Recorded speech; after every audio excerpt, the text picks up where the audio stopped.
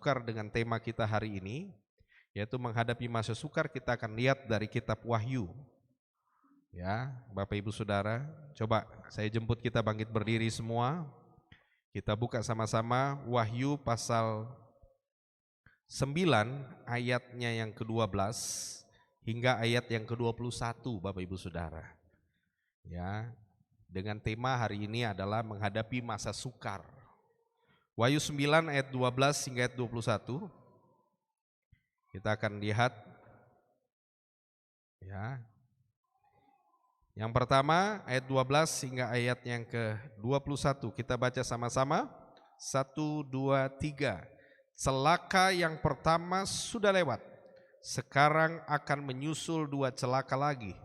Lalu malaikat yang ke-6 meniup sangkakalanya, dan aku mendengar suatu suara yang keluar dari keempat tanduk mezbah emas yang di hadapan Allah, dan berkata kepada malaikat yang ke-6 yang memegang sangkakala itu, lepaskanlah keempat malaikat yang terikat dekat sungai besar Efrat itu. Maka dilepaskanlah keempat malaikat yang telah disiapkan bagi jam dan hari, bulan dan tahun untuk membunuh sepertiga dari umat manusia. Dan jumlah tentara itu ialah 20.000 laksa pasukan berkuda. Aku mendengar jumlah mereka. Ayat 17, maka demikianlah aku melihat dalam penglihatan ini kuda-kuda dan orang-orang yang menungganginya. Mereka memakai baju zirah, merah api dan biru dan kuning belerang warnanya.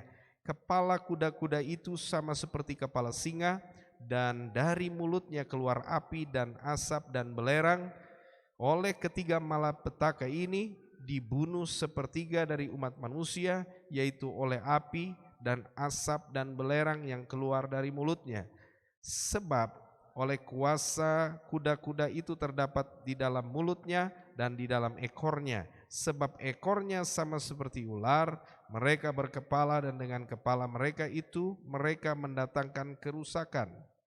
Tetapi manusia lain yang tidak mati oleh malapetaka itu tidak juga bertobat dari perbuatan tangan mereka.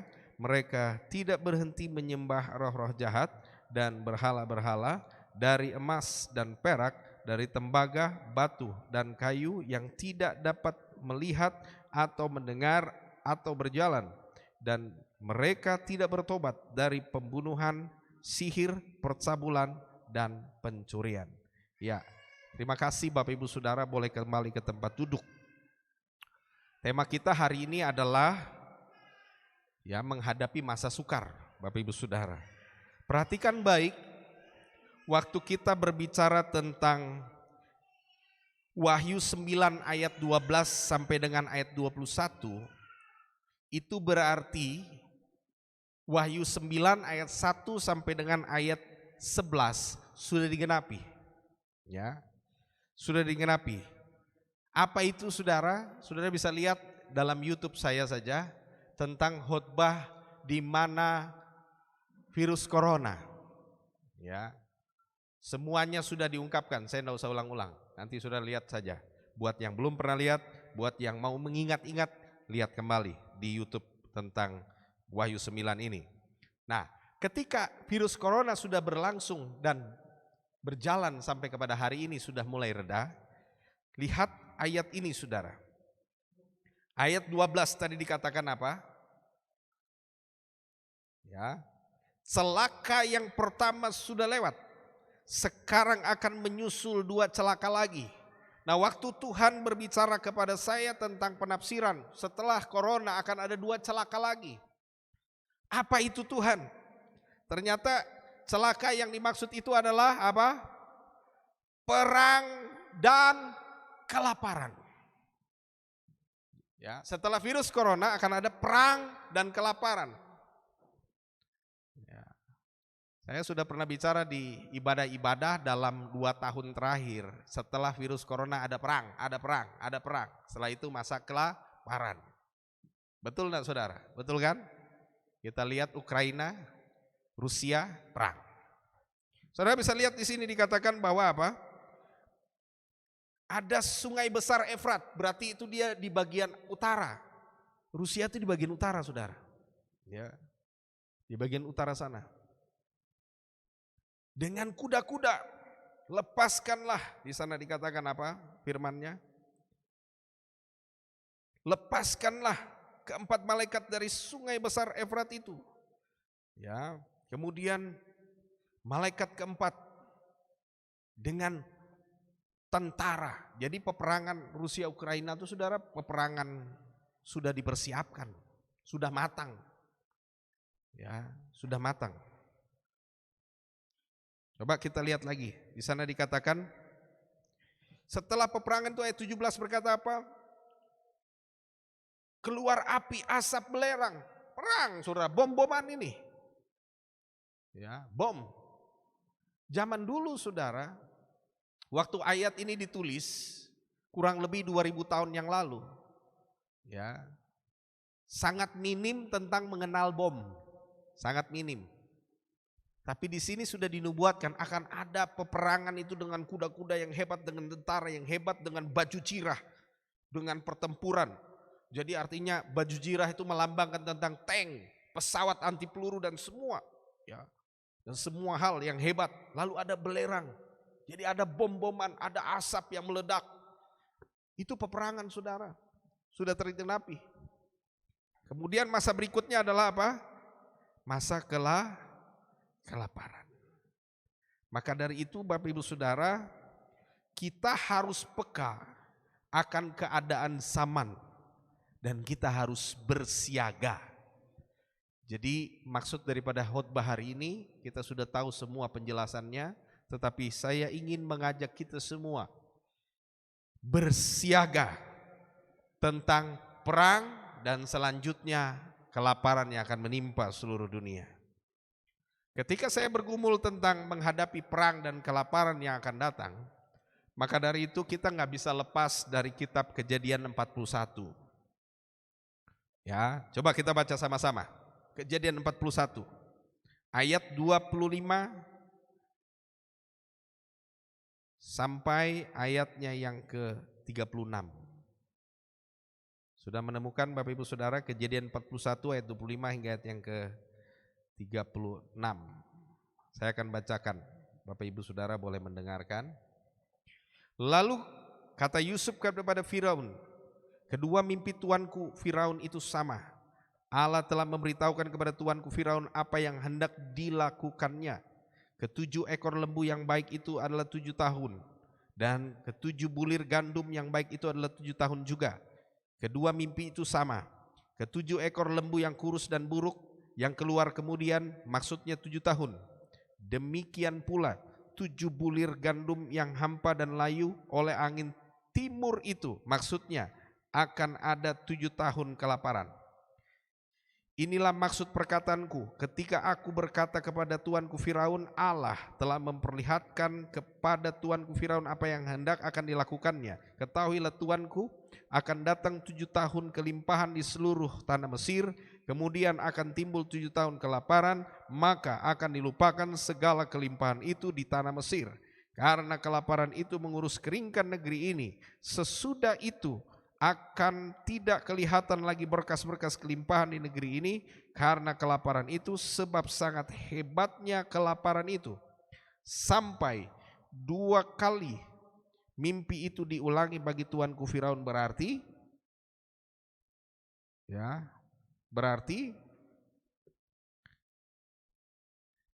hal itu telah ditetapkan oleh Allah dan Allah telah akan bersegera melakukannya. Oleh sebab itu baiklah tuanku Firaun mencari seseorang yang berakal budi dan bijaksana dan mengangkatnya menjadi kuasa atas tanah Mesir.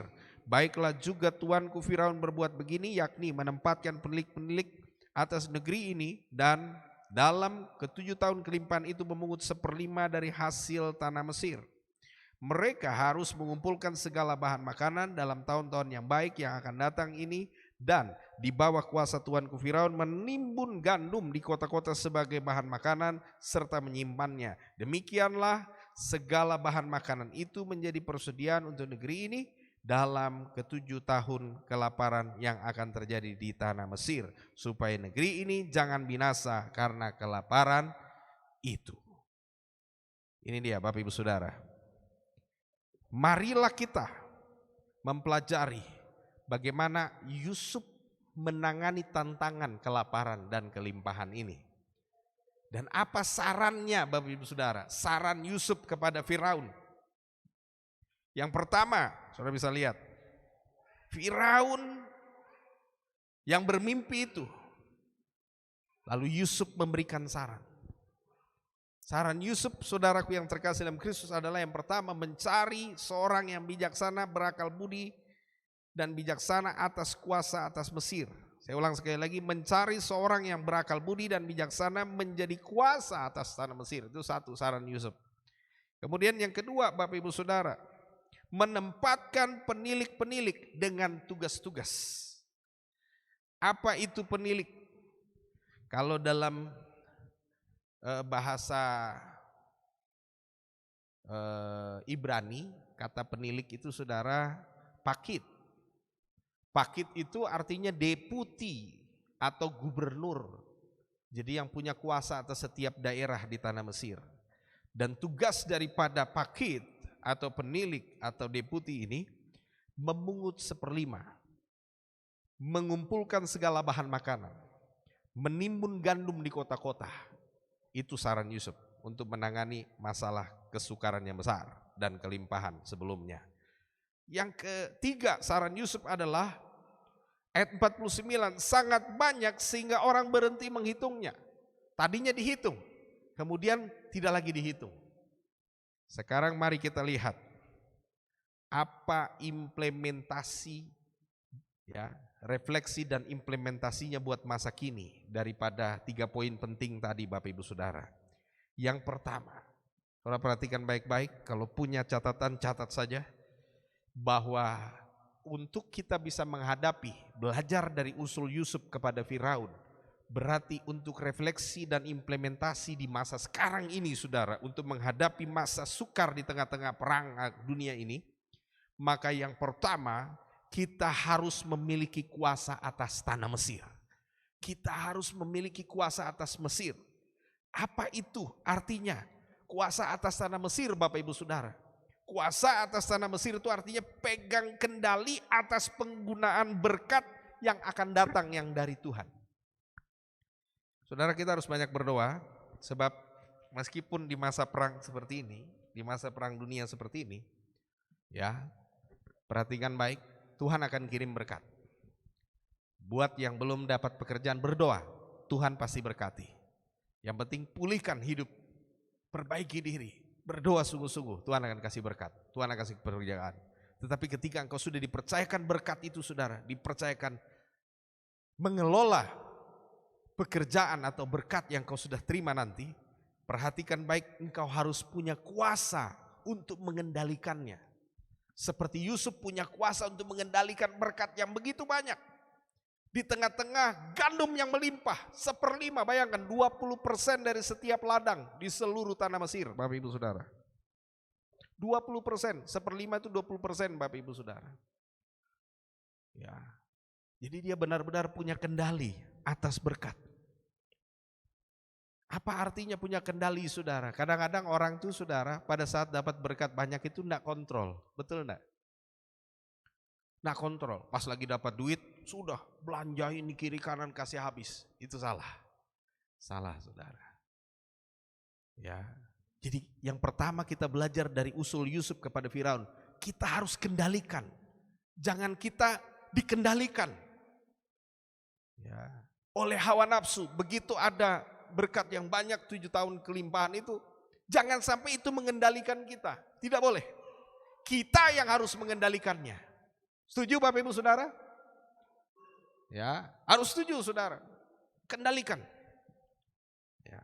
Kemudian yang kedua, apa refleksi dan implementasi untuk masa kini dari usul Yusuf kepada Firaun? Yang kedua Bapak Ibu Saudara, pilih penilik, dan tugas penilik apa? Memungut 1/5. Ya, memungut 1/5, mengumpulkan segala bahan makanan, menimbun di kota-kota. di kota-kota. Coba lihat Bapak Ibu Saudara, menimbun di kota-kota. Apa artinya? Memungut 1/5 itu berarti menabung Bapak Ibu Saudara. Memungut 1/5 itu artinya menabung Bapak Ibu Saudara. Kemudian mengumpulkan segala bahan makanan artinya menabung dari segala sumber pemasukan Bapak Ibu Saudara. Jadi apapun pemasukanmu, kecil besar, ditabung. Ya, misalnya contoh saja, ada jual sesuatu, jual barang, ditabung lagi. Jual hasil ladang, ditabung lagi. Jadi misalnya saudara punya simpanan, aduh Pak Pendeta, saya ini punya simpanan saya ini harus saya jual. Contoh saja misalnya ini emas. Setelah saudara jual emasnya, jangan lupa 20% lagi, 1/5 itu tabung lagi saudara. Sebab kalau tidak begitu, engkau akan masuk dalam masa kesukaran yang akan datang, dalam kesukaran besar saudara. Jadi menabung, kemudian yang kedua dari segala sumber. Ya. Kemudian yang ketiga Bapak Ibu Saudara, belajar daripada penilik ini, menabung atau membuka rekening di tempat membuka rekening tempat menabung di berbagai tempat di mana saja ada sumber pendapatan. Coba kita lihat, saya bacakan pada ayat 35. 41 ayat 35. Lihat baik-baik, saya bacakan. Mereka harus mengumpulkan segala bahan makanan dalam tahun-tahun yang baik yang akan datang ini, dan di bawah kuasa tuanku Firaun menimbun gandum di kota-kota sebagai bahan makanan serta menyimpannya. Ayat 48 sekarang. Maka Yusuf mengumpulkan segala bahan makanan ke 7 tahun kelimpahan yang ada di dalam Mesir, lalu menyimpannya di kota-kota. Ya, hasil daerah tiap-tiap kota disimpan dalam kota itu. Jadi hasil sekitar kota akan ditampung dalam kota tersebut. Jadi nggak dikumpulkan ke area Yusuf. Jadi di mana ada ladang itu terdekat, maka di kota terdekat itulah ditabung 1/5 atau 20% dari pendapatan itu. Ini trik yang luar biasa saudara. Jadi kalau saudara misalnya punya pemasukan dari mana saja, itu harus punya tabungannya sendiri-sendiri. Misalnya suami menghasilkan, ya kan? Suami menghasilkan, ada usaha, ada pekerjaan. Suami buka rekening, dia nabung di rekeningnya. Nanti istri juga bekerja misalnya, menghasilkan. Dia juga buka rekening, dia juga nabung di rekeningnya. Anak bekerja juga, anak harus punya rekening, tabung lagi di rekeningnya. Jadi semua tempat ditabung pada area terdekatnya. Paham maksud saya saudara? Ini penting sekali untuk menghadapi yang ke depan. Nah kalau misalnya pribadi gimana? Misalnya saudara adalah seseorang yang punya pendapatan banyak. Mungkin saudara kerja di kantor, tapi juga saudara punya usaha lain. Atau mungkin saudara punya usaha itu 3 usahanya. Cara menabung yang benar sesuai dengan usulan Yusuf kepada Firaun adalah setiap usaha harus punya rekeningnya sendiri-sendiri. Ini pelajaran yang sudah untuk mau kita menjadi orang yang sukses. Ya, jadi kalau misalnya sudah punya 3 usaha, maka 3 juga rekeningnya untuk ditabung. Kalau 5 juga rekeningnya. Jadi tidak boleh 1. Supaya apa Bapak Ibu Saudara? Supaya cara menabung seperti ini efektif sehingga bisa memanen sangat besar. Ya, sangat besar bisa dipanen. Perhatikan baik yang saya sampaikan ini. Mungkin saudara belum sampai ke taraf itu, atau mungkin sudah ada mendekati taraf itu. Ikuti baik-baik yang saya sampaikan, bagaimana Yusuf memberi tatanan manajemen sehingga Mesir kelimpahan dengan gandum yang hebat saudara. Ya, jadi kalau saudara kerja di mana saja, cara menabung yang efektif adalah setiap usaha dan setiap pendapatan berbeda tempat menabungnya. Jadi perbanyak tempat menabungnya. Itulah cara untuk bisa mengumpulkan gandum dalam 7 tahun kelimpahan itu. Kemudian yang ketiga, belajar dari usul Yusuf ini. Kejadian 41 ayat 49. Demikianlah Yusuf menimbun gandum seperti pasir di laut sangat banyak, sehingga orang berhenti menghitungnya karena memang tidak terhitung. Jadi artinya yang ketiga, saudara, implementasinya buat kita masa kini dalam hal menabung untuk menghadapi kesukaran yang besar. Jangan pernah ingat yang sudah pernah ditabung. Haleluya. Jadi kalau saudara ada nabung sesuatu, anggap itu tidak ada gitu. Jadi tabung aja, isi aja terus. Ya. Kenapa harus banyak rekening tadi? Itu sebabnya, saudara. Sebab kalau cuma satu, saudara akan berpusat dan terus melihat jumlah rekening yang satu itu. Kalau saudara punya banyak rekening, ya, maka dengan jumlah rekening yang makin banyak itu, engkau gak akan lagi mikir itu, saudara. Nanti ada satu yang memang untuk memenuhi kebutuhan hidupmu dan keluargamu. Jadi yang banyak itu jangan, ya, jangan disimpan, saudara. Jangan diingat lagi. Itu penting, saudara. Ini untuk menghadapi masa kesukaran. Ya, jadi suami punya rekening sendiri, istri punya rekening sendiri, anak punya rekening sendiri. Ya, sehingga pada saat kesukaran besar, suami punya rekening sudah habis, istri masih ada. Istri sudah habis, anaknya ada. Nak, bantu ya, bapak mama ya. Oh iya bapak, ini masa sukar, saatnya saya membantu. Gitu, saudara. Kalau digabung rekeningnya, coba bayangin. Anak, bapak, mama, rekeningnya satu saja. Wah, habis sudah, saudara. Haleluya. Habis sudah, kacau sudah di situ. Ya, jadi ini penting menabung ini, saudara. Jadi makin banyak rekening mengamankan saudara dalam menabung. Ya, ini kebetulan jemaatnya ada pegawai bank banyak ini. Pasti senang dipromosi. Ya harus, saudara. Jadi kalau mau buka rekening, buka banyak-banyak, saudara. Gak apa-apa, itu gak akan mungkin membuat saudara sulit. Makin banyak rekening itu gak bikin sulit, saudara. Haleluya.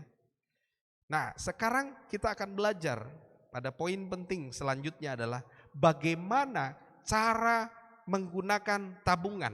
Belajar dari Yusuf. Ya, bagaimana cara menggunakan tabungan? Belajar dari Yusuf. Tabungan itu dipakai nggak? Namanya ditabung, jangan dipakai, saudara. Kapan dipakainya? Ini dia, kita belajar nih. Kapan tabungan itu boleh dipakai? Kejadian 41 ayat 54 sampai 56. Saya akan membacakannya kepada Bapak Ibu Saudara. Mulailah datang 7 tahun kelaparan, seperti yang dikatakan Yusuf, dalam segala negeri ada kelaparan, tetapi di seluruh negeri Mesir ada roti. Ya, ini karena menabung, makanya ada roti, saudara. Ketika seluruh negeri Mesir menderita kelaparan dan rakyat berteriak minta roti kepada Firaun, berkatalah Firaun kepada semua orang Mesir, pergilah kepada Yusuf, perbuatlah apa yang dikatakannya kepadamu. Kelaparan itu merajalela di seluruh bumi.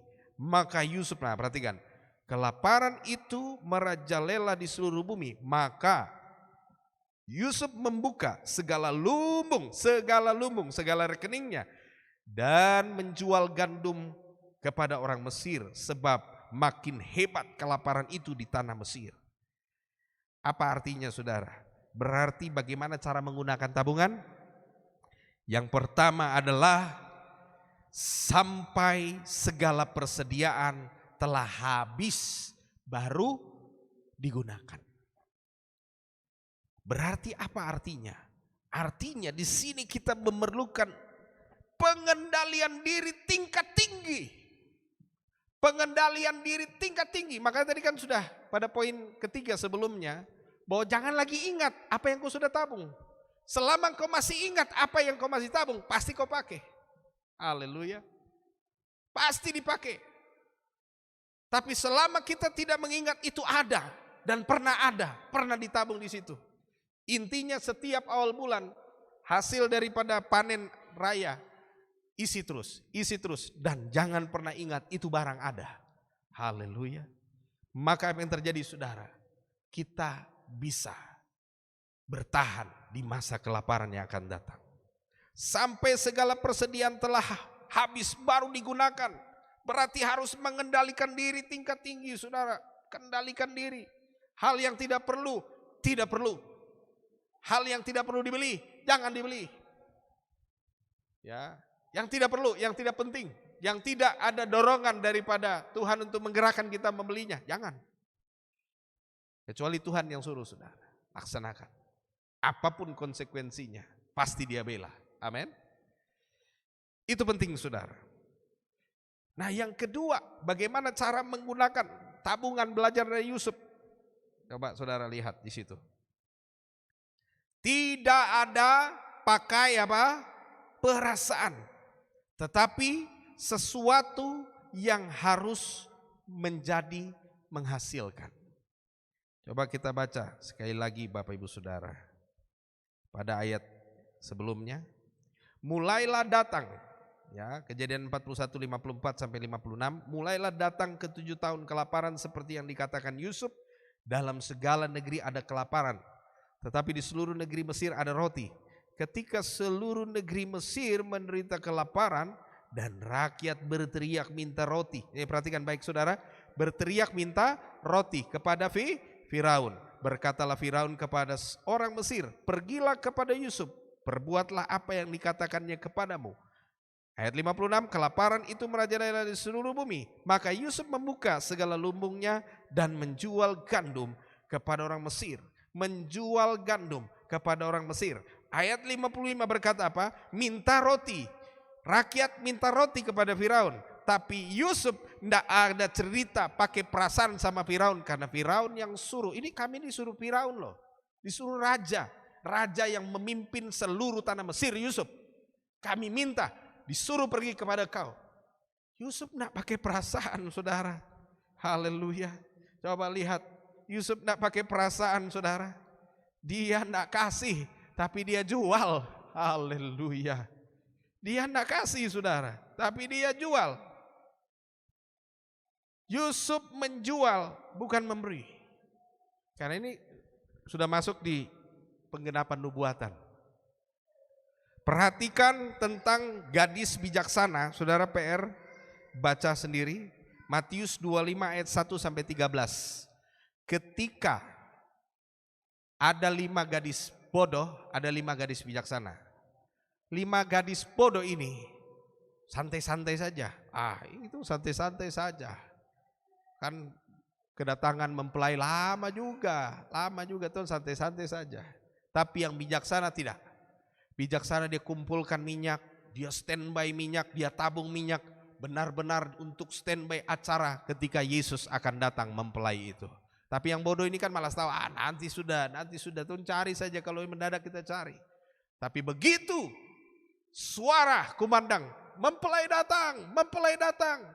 Wah, gadis bodoh ini mulai cakar, cari kiri kanan. Akhirnya apa yang terjadi saudara? Memintalah kepada gadis bijaksana. Gadis bijaksana berkata, kalau kami bagi acara ini kita tidak cukup. Nyala di sana, nyala di kita, tapi pas acara nanti padam dengan sendirinya. Karena apa? Karena kehabisan minyak. Lebih baik, kata gadis bijaksana, kau pergilah kepada penjual di sebelah sana. Sementara gadis bodoh pergi membeli, pintu ditutup, acara dimulai, mereka tidak boleh masuk. Saudaraku yang terkasih, inilah cara kita menggunakan tabungan. Kalau di luar tabungan, bantu saja, enggak apa-apa. Di luar tabungan saudara. Jadi ada tabungan kita, tapi ketika sudah terkait dengan tabungan itu, jangan sekali-kali pinjamkan yang namanya tabungan itu. Karena tabungan itu adalah untuk masa kesukaran besar itu. Nah, bagaimana caranya menggunakan untuk tabungan itu? Hanya kalau dia bisa menghasilkan. Ya, perhatikan baik. Apa yang ditabung Yusuf dijualnya. Jadi perubahan, ya, tetapi nilainya sama. Ya, dia jual bahan makanan, dia dapatkan uangnya. Jadi apapun yang engkau tabung harus berbentuk juga nilai uang. Jadi kalau misalnya tadinya bentuk uang dalam bentuk rekening, robah, mau dikonversi kemana, misalnya jadi emas, konversi ke emas, itu boleh.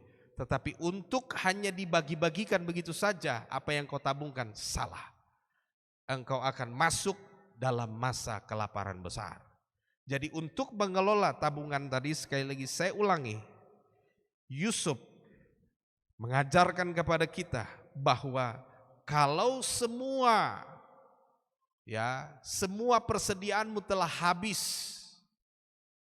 80% per bulan yang kau dapatkan itu habis total, ya, lalu engkau tidak ada lagi untuk menggunakannya, maka bukalah tabunganmu, gunakanlah tabunganmu itu tadi. Terus yang kedua, cara menggunakan tabungan yang kedua kita belajar dari Yusuf adalah konversi boleh, tapi kalau dikasih saja jangan, karena akan hancur, karena masa kelaparan akan tiba segera, saudara. Apa yang saya sampaikan saat ini mungkin bagi Bapak Ibu Saudara belum bisa diterima, ya, belum bisa diterima. Saya mengerti betul. Beberapa dari kita mungkin tidak bisa menerima karena wah, bagaimana Pak Pendeta apa yang disampaikan ini. Tetapi tugas saya sebagai hamba Tuhan, saya harus menyampaikan buat Bapak Ibu Saudara, harus. Ini belum masanya. Ini masih masa perangnya. Kan ada dua kesukaran besar, perang dan kelaparan. Masa perang ini masih masa untuk bisa cari pekerjaan. Ya, masa perang ini adalah masa, anggap saja masa ruang, space. Masa ruang, space untuk kita cari kerja. Kalau saudara dapat sesuatu, misalnya tahun ini kau dapat proyek, tahun ini kau dapat kegiatan, dan kegiatan itu menghasilkan bagi hidupmu. Ingat baik-baik, buka rekening banyak-banyak, simpan. Kita nggak tahu tahun depan terjadi apa, saudara. Yang saya maksudkan itu tahun depan. Haleluya. Karena nubuatannya sudah benar. Betul enggak saya bicara di mimbar ini? Ya, bahwa virus corona habisnya adalah perang. Setelah perang akan ada kelaparan. Kita sedang masuk di momen perang. Kenapa perang ini panjang? Karena sengaja, saudara. Ya, namanya perang ini kan menguntungkan, ada cuan. Makanya dipanjang-panjangin ini perang, saudara. Jadi ini bukan perang biasa. Tadi sudah disampaikan bahwa kuasa kuda itu ada pada mulut kudanya. Haleluya. Kuasa pada kuda-kuda yang berperang dengan batu zirah itu ada pada mulutnya. Haleluya. Jadi ada penguasa yang mengatur hanya dengan perkataan, perang lanjut. Karena ada keuntungan dalam perang ini. Cuan.